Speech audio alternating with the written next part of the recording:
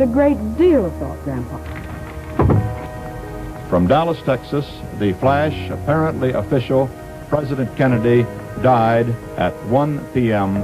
Central Standard Time. Someday he's going to get killed picking up a wounded buddy. The very word secrecy is repugnant in a free and open society. Because people have got to know whether or not their president's a crook. Through the heat and the smell of gunpowder, back to the pickup zone. The acquisition of unwarranted influence, whether sought or unsought, by the military-industrial complex. And there is very grave danger that an announced need for increased security will be seized upon by those anxious to expand its meaning to the very limits of official censorship and concealment. Oh my God! Oh my God! North Vietnamese surface vessels attacked U.S. destroyers operating on routine patrol in international waters in the Gulf of Tonkin. Up to now, we've been as forthcoming as possible about military operations. Its preparations are concealed, not published. Its mistakes are buried, not headlined. Its dissenters are silenced, not praised.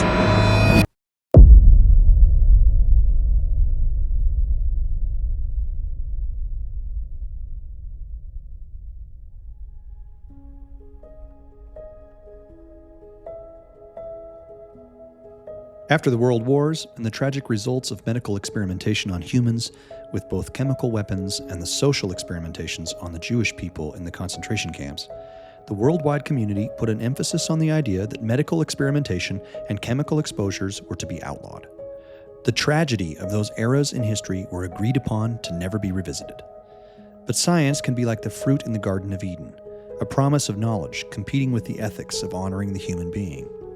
Oftentimes, the desire for knowledge becomes insatiable, and regardless of the fences built for protecting the individual, the darker desires of human fallibility win out. Unfortunately, history has proven that mankind has a very precarious relationship with scientific knowledge, and the temptations to abuse the ethics are too great. While most people cannot envision a moment where they would abandon their principles for the harm of others, time and time again, the inherent evil tendencies of humanity prevail, and the results are tragic. In the 1970s, psychologist Stanley Milgram wanted to illustrate how corruptible the human mind can be. Mr. Milgram intended to show what happens when people are subjected to an authority figure. What do they do, and how far are they willing to go to please the person in power? Participants were instructed to inflict harm on another human at the demands of a man in a white lab coat. It was intended to measure the willingness of study participants to obey an authority figure who told them to perform acts conflicting with their personal conscience. Attention, learner. Your teacher is about to begin the test. Try and remember the word pairs. Ready? Begin, please. Incorrect. Well, now I got a shock of 75 volts. Oh. Soft hair. He kind of did some yelling in there. Continue, please. Incorrect. 150 volts. Oh. Sad face. Wait a minute. That's all. Get me out of here. I told you I had heart trouble. My heart's starting to bother me now. Get me out of here, please. Continue. My heart's starting to bother me. I refuse to go on. Let me out. Wrong. Volts. 135. Answer woman. N. White cloud. Horse, rock, house. Answer. Wrong. 150 volts. Answer, horse. Experiment. That's all. Get me out of here. I told you I had heart trouble. My heart's starting to bother me now. Get me out of here, please. Continue, please. Go right on. I refuse to go on. Let me out. The experiment requires you continue, teacher. Please continue. The next word is sad. Wrong. 165 volts. Time. Let me out. That guy's howling in there. Continue, please. Go on. Continue, teacher. Neil, you're gonna get a shock 180 volts.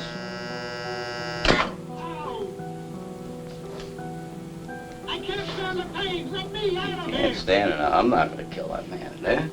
You hear him hollering? He's As I said dying. before, the shocks may be painful, but Yeah, they're not but he's in dangerous. there hollering. He can't stand it. What if something happens to him?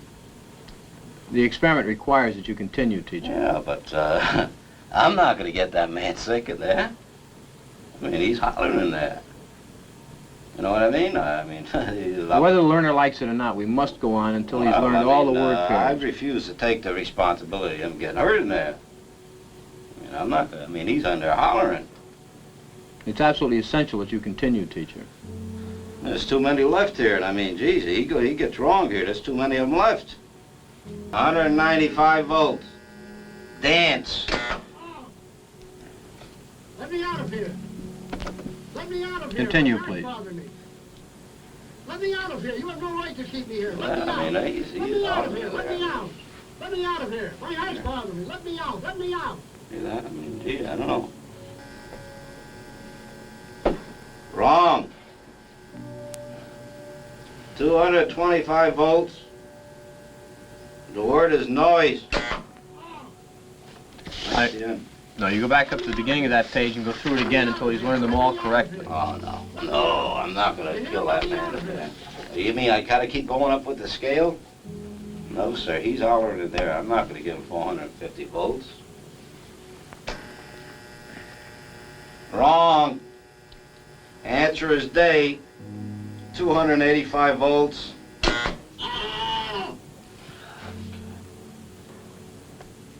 Continue, please. Fat. Man, lady, tub, neck. Answer, please. Wrong. Answer is neck. 300 volts.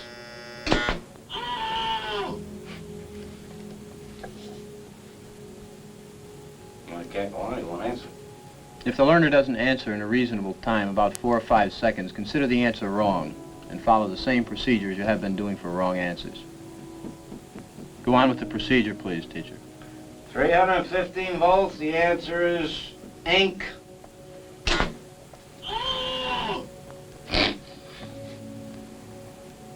Next one. I refuse to answer. Well, you gotta keep getting a shock if you don't answer. Go on, teacher. Here, 375 volts. I think something's happened to that fellow in there. I don't get no answer. He was hollering with less voltage. Can't you check in to see if he's all right, please? Not once we've started. Please continue, teacher. First time. All right, excuse me, teacher. We'll have to discontinue the experiment. I'd like to ask you a few questions, if I may. I'd like to ask you, how do you feel, by the way? I feel all right, but I don't like what's happened to that fellow in there. He's been hollering and we had to keep giving him shocks. I didn't like that one bit. I mean, he wanted to get out and he just kept going, kept throwing 450 volts. I didn't like that. He wouldn't even look at him, that gentleman. Well, who was actually pushing the switch? I was. But he kept insisting. I told him no, but he said, "It's got to keep going." I told him it's time we stopped when we got up to 195, 210 volts. But why didn't you just stop? He wouldn't let me. I wanted to stop. I kept insisting to stop, but he says no. Well, let me ask you something. Is there anything that Mr. Wallace in there could have said that would have gotten you to stop? Something that he said that would have got me to stop? Yeah. No. What it showed was that our minds are easily manipulated by fear and people of authority. This tactic is something that the powerful have used throughout history to silence dissent and keep themselves in their positions of power. So whenever questions come up, the people with the most to lose use this tactic to silence their critics and make sure that they are pushed to the sidelines. They call them crazy or liar, vilify them, and call them names. They use terrible pejoratives like racist and bigot to make sure that they are perceived by the masses as a dismissible voice that should not be listened to. As in the Milgram experiment, the more aggressive the authority figure becomes, the less likely it is that someone speaks up. They are manipulated into compliance simply by the consequences that are showered down on them by those who don't want the truth exposed. We can take nearly any example from modern American history, and despite the holes and falsities we see with our own eyes, the only story that is allowed is the one that has been adopted and created by the people at the top. Perhaps the greatest psychological manipulation that was forced on people around the globe came in the spring of 2020. A virus created in a biolab in Wuhan, China, with American taxpayer dollars, escaped into the world, and the governments around the globe saw an opportunity to use it for their benefit and control of their citizens. Economies ground to a stop, and people were locked in their homes. Dissent or questions about the policies were throttled, and people were suspended from their rights to free speech. Anyone who said that the protocols for health might need to be examined were vilified. Legitimate questions by doctors and health experts were laughed at and made to look like quack scientists. Only Bill Gates and Dr. Tony Fauci could speak about the solutions. Everyone else was silenced and impugned. Their reputations were destroyed, their livelihoods ruined, and their legitimacy was decimated. No one was allowed to discuss alternatives to the government narrative about the virus. You couldn't ask about where it came from or what the United States' involvement was in its creation. Even senators couldn't confront the bureaucrats without being called dangerous and harmful to the public good. Misinformation, disinformation, malinformation were all terms used to bash the questions about what has happened and what the solutions might be into oblivion. The media joined in the chorus and helped create a single version of the story. When the vaccines were introduced, the conclusion by the powerful was that it was mandatory for everyone to take it. They injected nearly 70% of the population with an experimental, non-blind, placebo-tested gene therapy masquerading as a vaccine. If the people wanted to exercise their God-given rights at abstinence from it, they were shunned and threatened by those who were useful tools of those in power. They lost their jobs, their positions in the military, friendships, and businesses. Their non-compliance had to be made an example of, so that the questions would simply stop being asked. If someone asked about therapeutics like ivermectin or hydroxychloroquine, they were laughed at and called science deniers. When prominent people said they used it as a solution, they were vilified and dismissed, shown in manipulated videos or cut-up transcripts to make them appear to be fringe characters. The drugs, some of which had won the Nobel Prize, were falsely described by the willing participants in the media as veterinary medicine. It was removed from pharmacies, and doctors were ordered not to prescribe it, even though it flew in the face of their Hippocratic oath of healing. It was a mass formation of psychosis that the governments used to demonstrate their power and beta test the level of control they could create around the globe. Those in dissent were objectively destroyed in order to preserve the narratives of the powerful. If they could do it with a virus that had a 99% survival rate, what might they be able to do when something came along that was much more serious? As the government is discovered to be what it is, a deep web of interwoven and entrenched calcified tangles, it is clear that the goal is not to honor the individual rights of the citizens. They have created a government within the constructs of the one we are allowed to believe that exists. And that government is autonomous from the will of the people. They have embraced their power to believe themselves the gods of the moment. The people are an inconvenience to their objectives of power, money, and empire. COVID showed us how quickly the apparatus could act and how it could be bent exclusively towards authoritarianism. Who benefited from COVID? Certainly not the average American. So who did? Bars, restaurants, food courts, gyms, and other indoor and outdoor venues where groups of people congregate should be closed. The CARES Act was a $2.2 trillion program that Congress attempted to pass by unanimous consent. The largest budget program ever to pass through the federal government was nearly enacted with no elected official present. Mr. Speaker, I came here to make sure our republic doesn't die by unanimous consent in an empty chamber, and I request a recorded vote. An insufficient number having risen, a recorded vote is refused. I object on the basis that a quorum is not present and make a point of order that a quorum is not present. Counted for a quorum is present. The motion is adopted. So what happens when that much money is injected into the system? If every person in America had received a check, each person would have taken home nearly $6,700. But it wasn't distributed equally amongst the people of the nation. For the country, it meant that $300 billion of that $2.2 trillion was paid in direct payments to the citizen. But large corporations accessed $500 billion through the Economic Stabilization Fund. And then there was another $454 billion that came through the Federal Reserve-supported payout programs, providing liquidity to a broader range of corporations whose exact recipients are less than easily traced. The liquidity that was given to the Federal Reserve is where the story gets rather interesting. For most, the Federal Reserve is something they take for granted. Most Americans have no idea it is a private company that controls the entire supply of money for the country. They speak in terms that make people believe they have a handle on what money does to a system. But in reality, the fidgeting with interest rates and quantitative easing are just fancy terms that work upon the psyche of the populace, but practically do nothing. Bankers and Wall Street win regardless of the way the Fed acts. That's because their currency is made up out of thin air. The Federal Reserve exchanges bonds with the government, who says they will pay interest on what they borrow for numbers in a ledger in the U.S. Treasury's bank account. Nothing actually happens other than some slick accounting. As that money makes its way into the system via the banks and Wall Street, the acceleration of supply begins in hyperspeed. Banks can lend on what is called a reserve or vault cash. They can lend out 90% of what is supposedly on their ledger. For every $100 they have in their vault, they can lend out $90 of it. But no money disappeared. There is still $190 in existence on ledgers at the bank. $500 billion from the CARES Act turned into $4.5 trillion in loaned money through the fractional reserve system. All of that money was simply created by entering it into a ledger. No one has to account for it. No one has to demonstrate it exists. It just gets done and floods into the system. The results? An unprecedented housing boom, rampant inflation, escalating gold and Bitcoin prices, all because the money was placed in a ledger.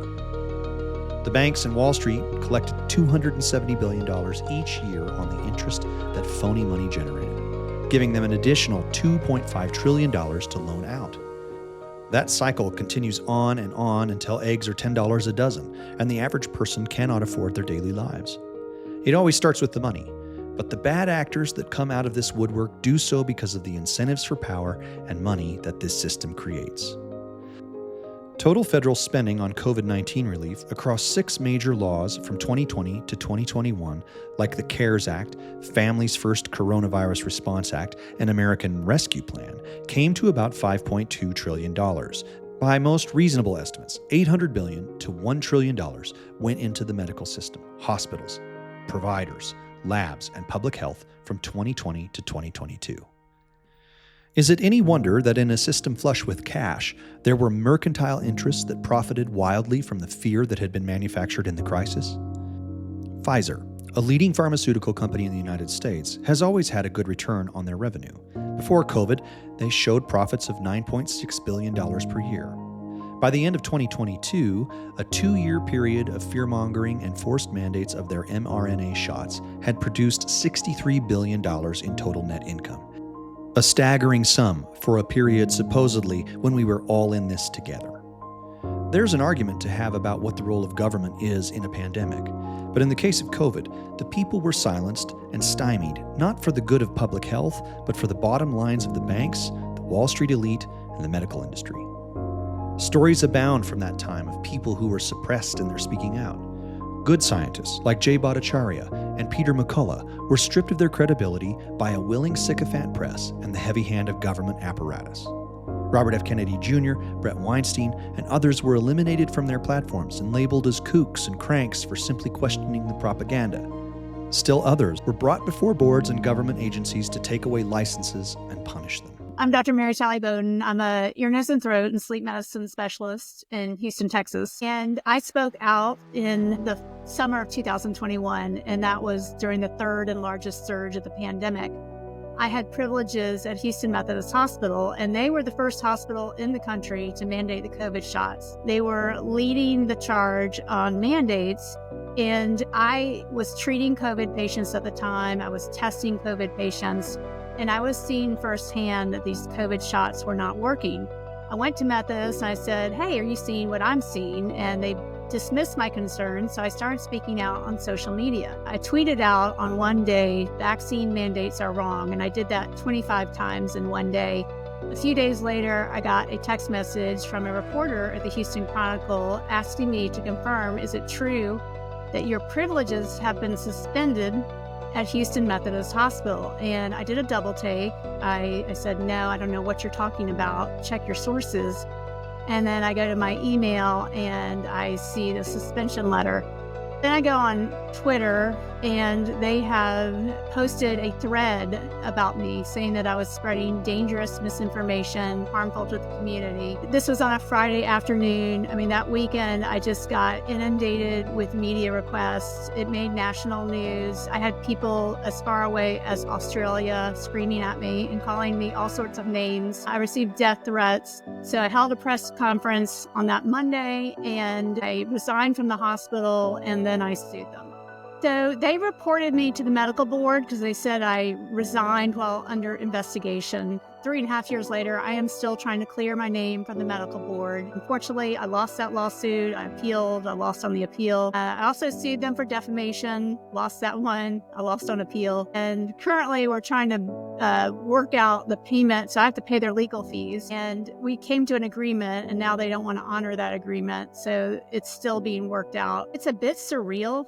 I never would have imagined it could have happened. Doctors are a certain type of profession. We're trained to comply. We have to make straight A's. We have to be a rule follower to get through our training. So in some respects, it's not too surprising that so many doctors just stayed silent and went along. But it's a huge disappointment. It's a stain on our professions. 77% of doctors are employed now.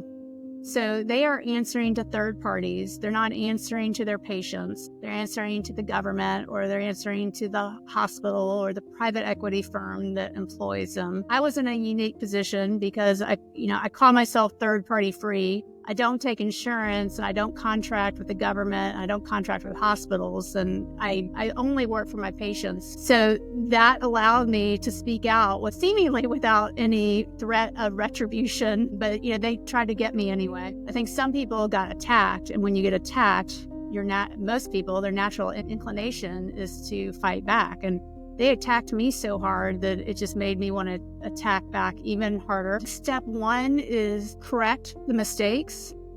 So acknowledge what we did wrong and not sweep it on the rug as what's being done right now. They're sweeping everything under the rug without looking back and exposing what happened and then holding people accountable. But as it stands now, it's as if nothing really happened that was bad. If we don't take action now, it's just going to happen again. I think the pandemic brought on new awareness of our pharmaceutical companies and the medical industrial complex, and people now are much more skeptical and are going to research before they just jump into a government mandated intervention. When we went into this pandemic, the dogma amongst medical professionals was that you cannot treat a virus. You just have to let a virus run its course. And that had disastrous consequences because all the doctors were saying, well, we can't do anything, just wait till you can't breathe and then go to the emergency room. As we saw during COVID, that your early treatment of viruses was very effective. And I treated over 6,000 COVID patients, and everybody that got early treatment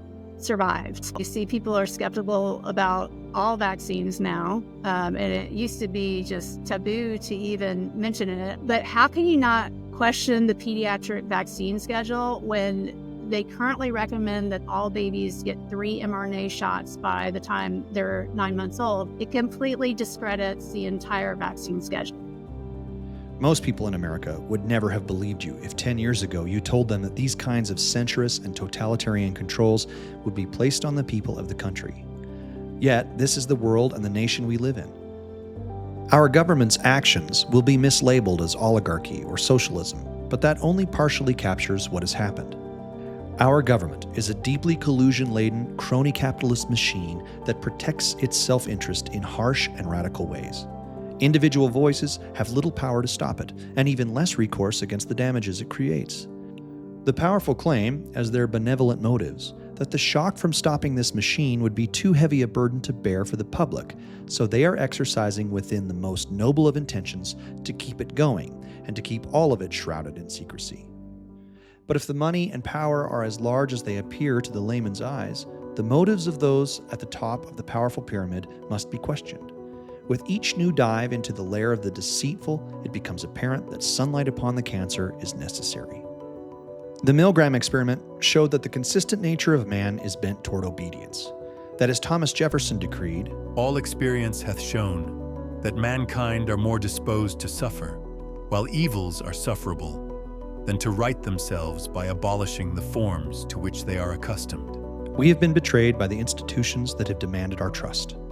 They took the goodwill of humans and leveraged it against us for their personal power, wealth, and status. Each abuse and dishonesty was covered up so that no one could realize what was being done with every action.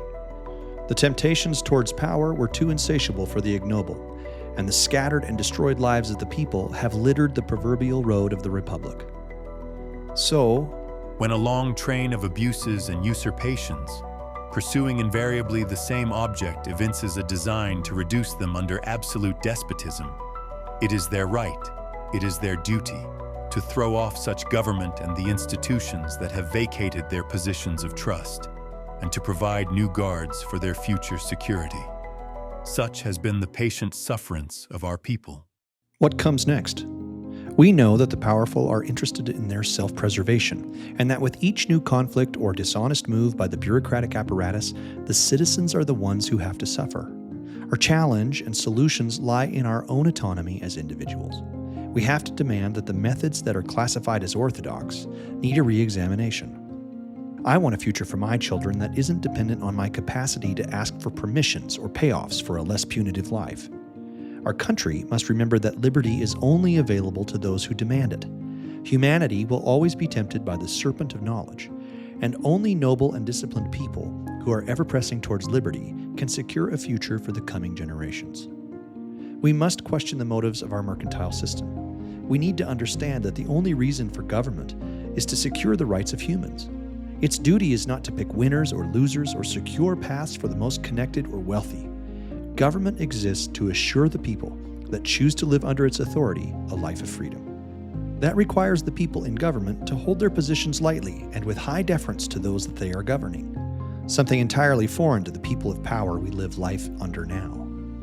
It is our duty to ask better questions, to demand that the authority figures earn their positions of authority on a moment-by-moment basis. Lab coats, university degrees, or government seals should not automatically be verification badges of excellence or trustworthiness. If people who stand to gain from the policies of government are paraded out as a vision of what chosen capitalist winners can do, it's our responsibility to approach their promises with skepticism and secure assurances that their vision of extorting the taxpayer isn't one we support simply because a politician who we like better than another says we should. If a politician advocates for war and military spending because they say it actually helps American companies, we should raise our voices to demand that economics should never supersede peace or the value of another person's life. If the government demands that our food supply be managed and controlled by their experts, and that shots and vaccines or culling of livestock supplies be done by force, we should demand data and evidence before they have the right to demand compliance or action simply by the authority of their office. Trusting that our lives be placed in the hands of someone else is nothing to take lightly.